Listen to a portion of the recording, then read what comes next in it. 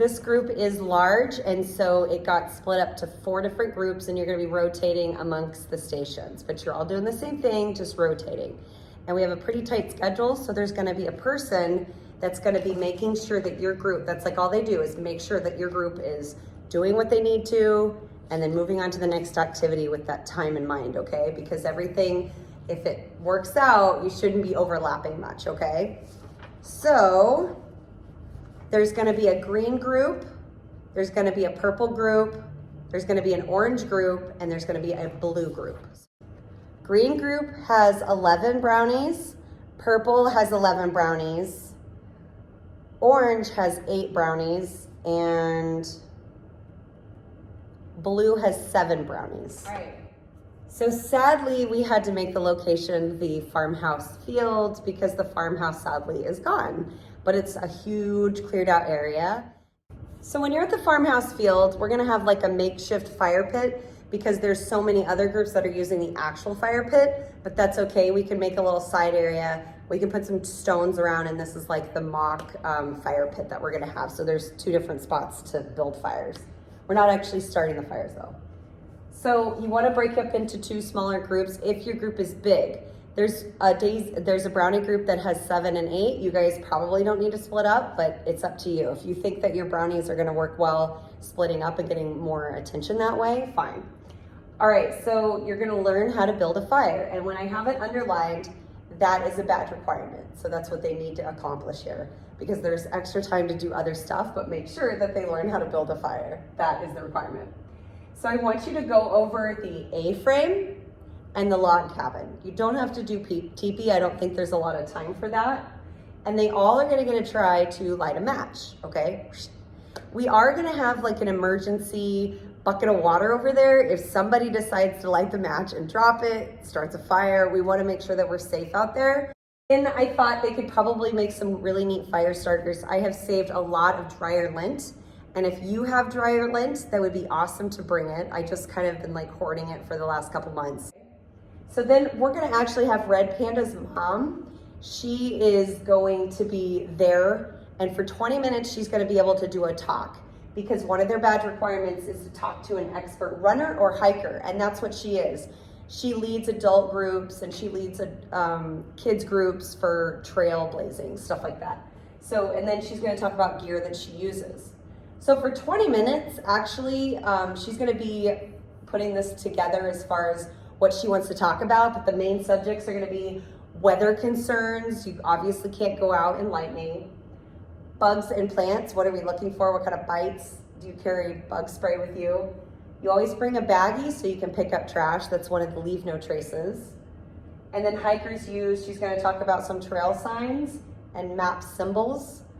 The girls will get a chance to have a couple Ritter Farm maps, and then they'll take a look at what could be on that. Talk about some training. You can't just go out there and start running 5 miles on an uphill. So she's gonna talk about training and how she builds up her group to make sure that they're able to do that. And then safety and first aid. What are things that could happen? You could roll your ankle.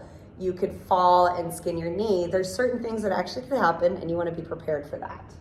And then she is gonna talk about, this is kind of part of that, the trail signs and navigation and where the heck you're going, because you need to plan that out a little bit. So again, she's gonna be taking care of this. Your job is just to maybe help them stay focused. I know that she's gonna probably try and do a game in between, so it's a little interactive. So you guys kind of are stepping back a little bit, and they're kind of learning right now. But if she, her name is Kim, if she decides to put in an activity, you're gonna be helping with that. I don't know how to pronounce that trail. It's a 0.7, so you get 30 minutes to do it. Now, there is play and adventure game. So there's gonna be a game set up where they're gonna be using compasses and walking to certain points. The game really hasn't been planned out quite yet, but it will be explained. I'll give probably a separate video for that because I have to go out in Ritter Farm and actually do it. So they'll be having a compass, and they'll have a starting point, and you have to walk 20 steps, and then they wait, and I tell them what to look for. And then they're gonna have a snack station. We're gonna have a couple PAs running this because 11 girls trying to eat and all that. It's gonna be very nice if they kind of have everything set up and ready to go. So they're gonna have sweet tortillas, which It's Cinco de Mayo. So, and this is kind of simple because one group is doing this as a no-cook snack, and actually it's easier just to kind of feed the kids everything. So it's a tortilla, and they'll have the option to put honey and cinnamon. They could do sun butter, and they can also do like chocolate syrup. There'll probably be a couple other things as we kind of plan it out, but that's what they're making, and it should take them 10 minutes to eat that snack. So if there's other groups there, you definitely want to play with them. It just depends on the timing when everybody's getting stuff done. So what you're going to do is play down by the banks of the Hanky Panky, which is where the bullfrogs jump from.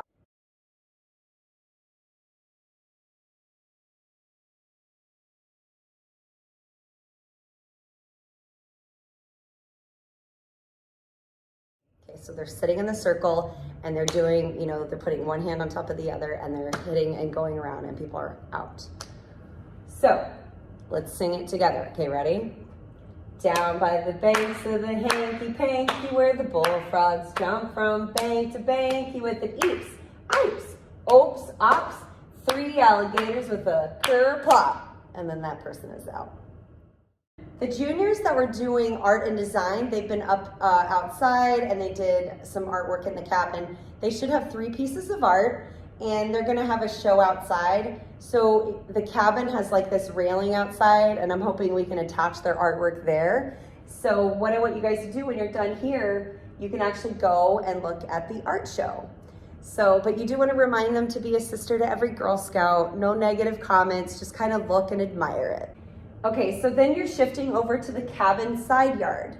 So on the north side of the cabin, there's actually this really nice cleared out area. Unfortunately, there is no seating, no picnic tables, but we can have towels out there. Maybe people bring their own sit-upons. We'll find a way where they can kind of gather and sit down. All right, so now they need to do something called take a closer look. So we're gonna have magnifying glasses and tweezers and maybe just some little tools that they can use to kind of look at stuff closer. So you want to observe really close and what they see. So if you look at, there's going to be some flowers out there. I saw some violets the other day. So they look really close. See if they can see where the pollen is or how little the leaves are. So they're just kind of getting very close to this little tiny flower in this big, big world. So you're just kind of teaching them. Did we see any animal homes? So there are bat houses out there, there's bird houses, there's squirrel nests, which are up in the trees, and it's just a whole bunch of dry leaves, so that's how you know that it's a squirrel's nest. Can you look really close at some tree bark and see if there's any little bugs that are kind of living on that, or if there's moss? A lot of it has moss on it. So just getting them to really look down at some detail of stuff in nature. Okay, bugs, leaves, talk about the colors. In May, there's going to be probably mostly brown leaves because the trees are just now starting to bud. So there's not going to be very many green leaves. All right, so then you are still in the side yard, and then you're going to be the best guest. So that is one of the requirements. And you're basically talking about a habitat, which is woodland.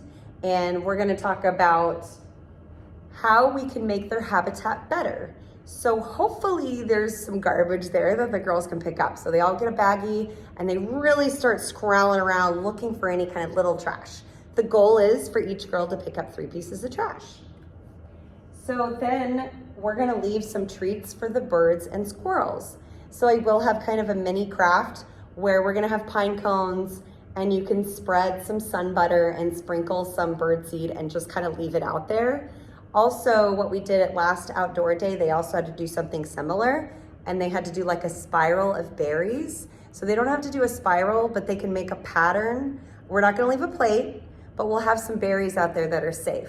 So we already checked with the environmental people of the park and they are saying that blueberries are okay.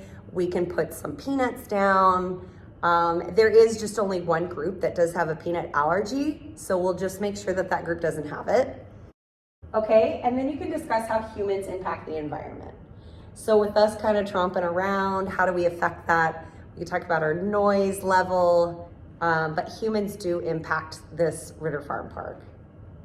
Okay, so then you're done. You're done for the day, and all of these groups in the environmental are going to be done, and all the parents are picking up at the gazebo. but actually it's, you know, like the gazebo area with the parking lot. So you're done for the day at 3:30, but actually you might shift to go clean up something or help with another group. I'll let you guys know in another video of what you guys are gonna be doing. We're still kind of planning that out, but that is your day, okay? And then you guys have the taco bar at 4:15, so that'll be really a nice treat at the end of the day.